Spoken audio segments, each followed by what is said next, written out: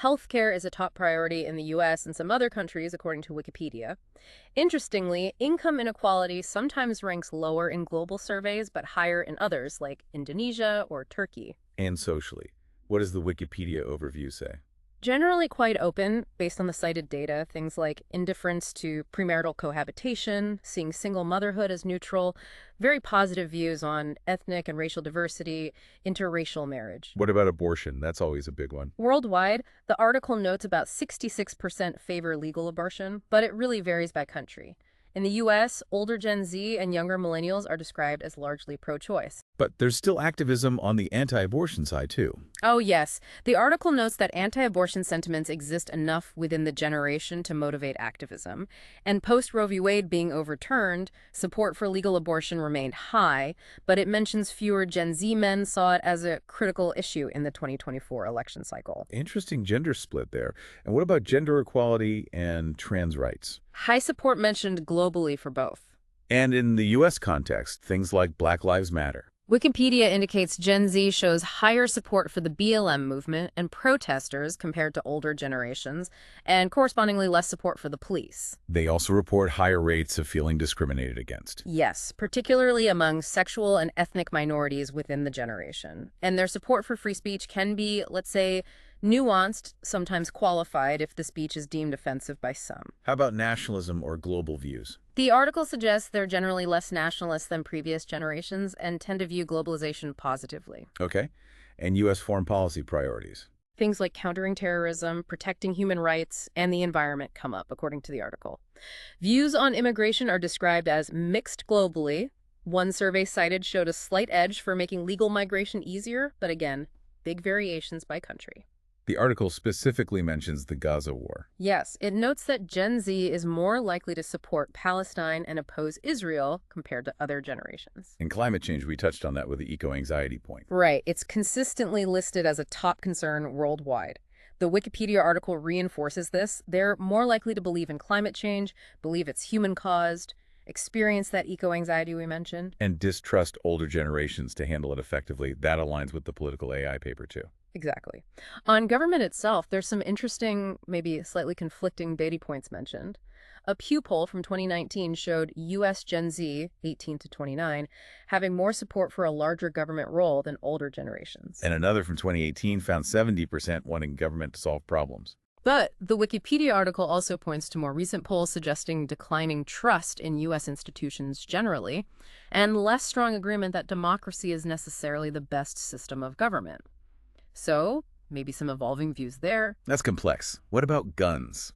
High support for stricter gun laws, as noted, and they've been very visible in activism like the March for Our Lives movement. And during COVID? A Deloitte survey mentioned indicates a majority reported taking government health guidelines seriously. Okay, so that paints a picture of a generation leaning progressive on many social and environmental issues, concerned about the economy, maybe somewhat conflicted about government's role or effectiveness. But you said the initial perception gets complicated. Right. Here's where the nuances come in, according to these sources. How so? Well, first, the Wikipedia article notes that Gen Z's political identity can be genuinely difficult to pin down. They might adjust their stated beliefs sometimes to avoid conflict, which makes polling tricky. And that initial, perhaps overly simplistic, uniformly progressive perception was really challenged by the dynamics seen around the 2024 U.S. election. Ah, right. The gender divide became very apparent. Exactly. The article highlights this growing political divide, especially along gender lines. Gen Z men aligned more with Republicans and Trump, while Gen Z women leaned more progressive and democratic. Does the article offer reasons for that shift among men? It mentions a few potential factors cited by analysts: concerns about the economy, the appeal of certain media figures like Joe Rogan, maybe specific ways candidates addressed male mental health, and perhaps a feeling among some young men of being left behind amidst perceived progress for women. And age within Gen Z might matter too. Possibly. The article suggests younger members of Gen Z might lean more conservative than the older cohorts, but that's still developing. What about turnout and activism? We mentioned March for Our Lives. Youth turnout has increased in recent U.S. elections, which is significant, but it still generally remains lower than turnout among older generations. So they're not yet matching the boomer turnout rates we discussed earlier. Yeah, consistently no. And even with highly visible activism like March for Our Lives, The Wikipedia article cautions that participant demographics might be more mixed than often portrayed. It cites one survey finding a relatively small percentage of young people participating and an older average age overall at those specific events. That's an interesting detail. And crucially, despite being so active online and digitally savvy. Yes, despite leveraging digital platforms very effectively for communication and organizing. Gen Z remains severely underrepresented in formal political institutions. Both the political AI paper and Wikipedia make this point starkly. Yeah, the numbers cited are something like holding less than 1% of actual political power while making up over 20% of the global population. So, pulling all this together from your sources, Mhm. what's the big picture that emerges? How do we connect these dots? Well, they seem to highlight a significant, maybe even the defining tension in contemporary politics and society right now. Mm. You have this powerful, entrenched older generation The boomer. who benefited immensely from very specific historical conditions, accumulated vast wealth and influence, and continue to hold considerable sway in political and economic structures. Right. Versus a younger generation, Gen Z, that has inherited pretty substantial economic, environmental, and political challenges, many of which seem shaped by past decisions made during the boomers' rise and reign. The Nabiwak article frames this quite explicitly as a broader global challenge in generational change. It notes that the path to actual power for younger generations is, quote, fraught with obstacles. Which aligns with the structural barriers mentioned earlier, both in the U.S. and Pakistan contexts. Exactly. And then the political AI white paper, building on its critical analysis and all that data we discussed. Yeah, the really specific numbers on wealth, housing, climate costs. It argues that these generational disparities aren't like inevitable forces of nature. They're the result of systems and policies. And because of that, it proposes specific reforms aimed at bridging this divide. Reforms based on their analysis of the problems. Precisely.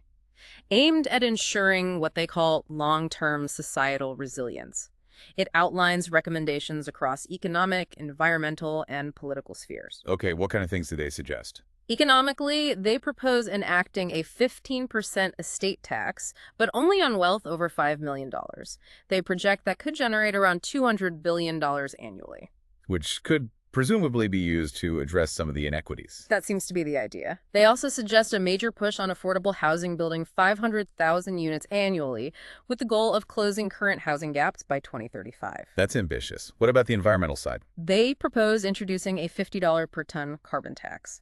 The projection cited is that this could reduce emissions by 25% by 2050. Okay. And also allocating 20% of national budget specifically to renewable energy development, aiming for 80% reliance on renewables by 2040. And politically, given the underrepresentation issue? The paper calls for mechanisms for inclusive representation, though it doesn't detail exactly what those mechanisms would be in the summary we have. But the goal is clearly to address that severe underrepresentation of younger generations in formal power structures.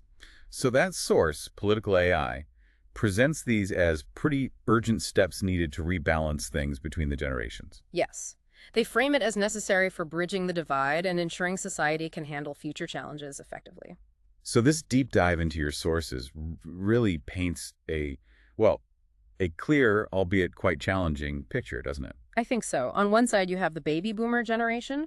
The sources show how they leveraged the unique advantages of the post-war era to build significant political and economic power. Power that they largely retain today, influencing policy and controlling vast wealth. Right. And on the other side, you have Generation Z. They're inheriting a world marked by significant wealth inequality, housing crises, environmental degradation. All while navigating these complex, often entrenched political systems and really struggling for formal representation, despite their growing numbers and their distinct, often progressive, leanings on key issues like climate and social justice. The sources lay out these stark disparities quite clearly, and as we saw, the Political AI paper even argues for pretty transformative action to try and correct course. But it leaves us with that critical question, maybe best articulated by the Nabiwak article. Can these generational tides, the energy, the concerns, the sheer numbers of Gen Z actually overcome the entrenched systems The structural advantages, the accumulated power. that have kept baby boomers so influential for so long? That seems to be the crux of it, doesn't it? It really does. It leaves you, the listener, with a lot to think about regarding how this tension might play out. Absolutely. So maybe here's something for you to consider. drawing directly from the data and arguments presented in these sources we've explored. Given the stark numbers on wealth disparity, environmental inheritance, and political underrepresentation, what does the future really look like if those structural advantages favoring older generations persist unchanged? And conversely, what kinds of concrete steps, maybe beyond even what the political AI paper suggested, could genuinely empower younger generations to effectively shape the world they are inheriting? What would true generational rebalancing require? A powerful question to ponder indeed. Thanks for joining us for this deep dive.